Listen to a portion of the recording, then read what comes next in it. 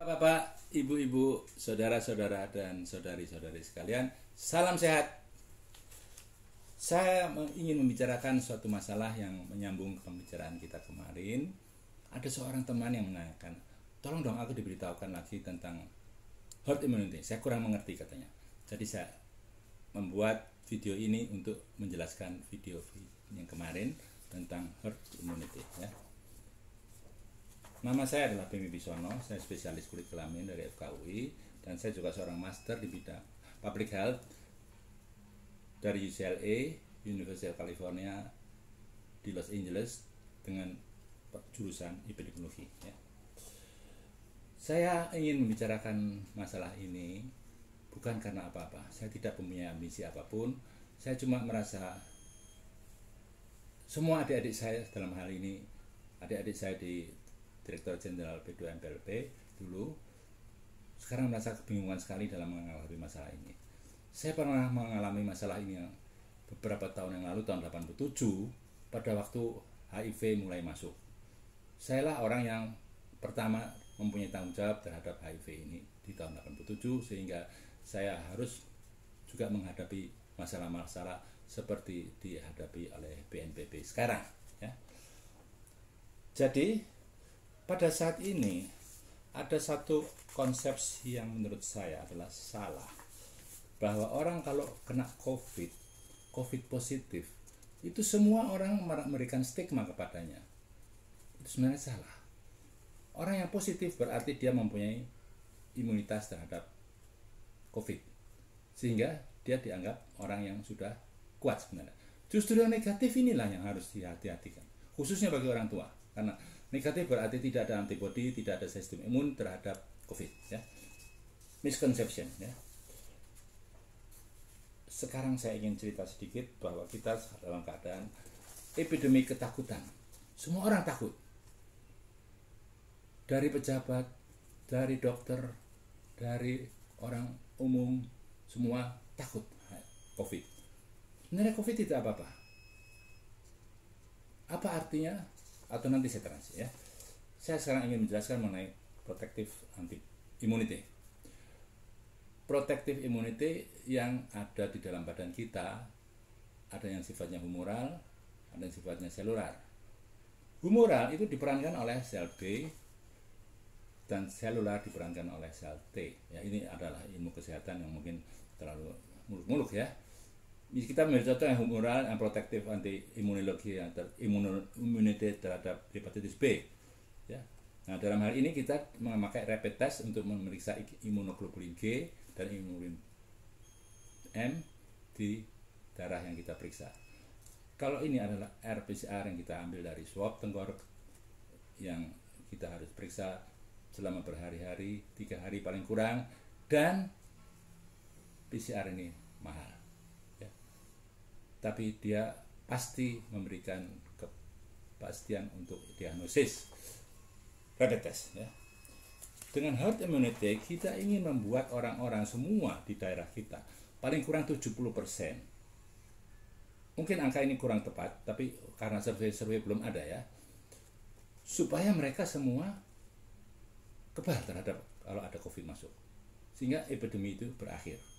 Kalau ini sudah tercapai, epidemi stop atau menjadi endemis ya. Kita bandingkan dengan keadaan di Wuhan. Di Wuhan pada waktu hari pertama epidemi ini ada 1.000 orang yang datang ke rumah sakit dari nol ya. Oleh karena itu mereka ketakutan sekali sehingga ada epidemi ketakutan juga di sana. Panic epidemi ya. Bayangkan 1.000 orang datang per hari. Di Jakarta 1.700 orang tercapai pada hari ini dalam waktu 1,5 bulan. Apakah sama? Tidak. Nah, kenapa orang di Wuhan berani membuka lockdownnya setelah 50 hari? Karena mereka sudah yakin bahwa ada herd immunity di sana. Semua orang sudah kebal. Karena 1.000 orang per hari bisa menjadi 1 orang per hari pada akhir bulan pertama. Hanya 2 kali masa inkubasi pada waktu itu, 2 kali 14 hari, pasien sudah hampir tidak ada. Tapi mereka harus menghadapi ledakan pasien yang begitu hebat di sana. Karena pada waktu hari pertama sudah 1.000 orang, kita bisa membayangkan berapa orang yang sudah positif di sana. Dari penduduk 10 juta di sana, mungkin sudah separuhnya ya. Jadi mereka dengan cepat sekali dalam 2 kali masa inkubasi menularkan penyakit ini pada semua orang, sehingga orang-orang menjadi kebal dalam waktu 2 minggu ya. Jakarta, kalau kita mau tunggu sampai mereka itu semua terinfeksi, lama sekali. Itu akan saya berikan di slide ini ya. Di Jakarta kalau kita boleh gambarkan adalah kira-kira seperti ini saja. Orang meninggal cuma 155. Apa artinya dibandingkan seluruh penduduk Jakarta yang 10 juta? Hanya 0,00155%. Yang sakit, yang ada di rumah sakit, ada 1.700 orang. Itu cuma 0,017%. Apa artinya? Masih di bawah 1%. 0,1 malah di bawah 0,5% dibandingkan seluruh penduduk Jakarta itu. Apakah orang-orang yang sisanya ini yang kita bisa bayangkan dari survei-survei yang dilakukan di lembaga kepolisian di Jawa Tengah bahwa 20% adalah positif, 80% adalah negatif. Kalau mereka bisa dipakai sebagai satu populasi untuk sampel untuk penduduk Jakarta adalah 2 juta dan 8 juta. Apakah seorang 10 juta ini harus berkorban seperti saat ini? Semua tidak boleh bekerja. Semua indikator ekonomi berada di zona merah. Kenapa? Karena begitu banyak orang yang seharusnya bisa bekerja seperti biasa, itu harus stay at home. Ya. Tidak akan terjadi infeksi seperti di Wuhan, sehingga semua orang bisa mendapatkan natural immunity dalam waktu singkat. Sampai kapan itu? Kita tidak ada kapan. Di Jakarta kita tahu bahwa orang-orang yang terinfeksi itu sedikit sekali ya. Sedikit sekali. 115 orang dibandingkan 10 juta itu tidak ada artinya ya. Yang sakit 1.700 orang dibandingkan 10 juta juga tidak ada artinya. Ya, kenapa saya ambil angka 20 dan 80? Karena dari sampling dari lembaga kepolisian di Jawa Tengah bahwa 20% itu sudah positif walaupun mereka sehat semua ya. Walaupun mereka sehat.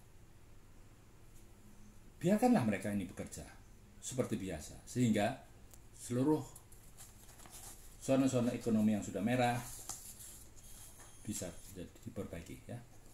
Tetapi ada satu kelompok yang banyak meninggal pada puncak ini adalah ibu-ibu, bapak-bapak, nenek-nenek, kakek-kakek kita yang sudah lansia, karena mereka tidak bisa mempunyai antibodi ya. Oleh karena itu mereka harus dilindungi sejak permulaan. Siapa garda terdepan adalah kita semua ya. Kita harus menjaga mereka.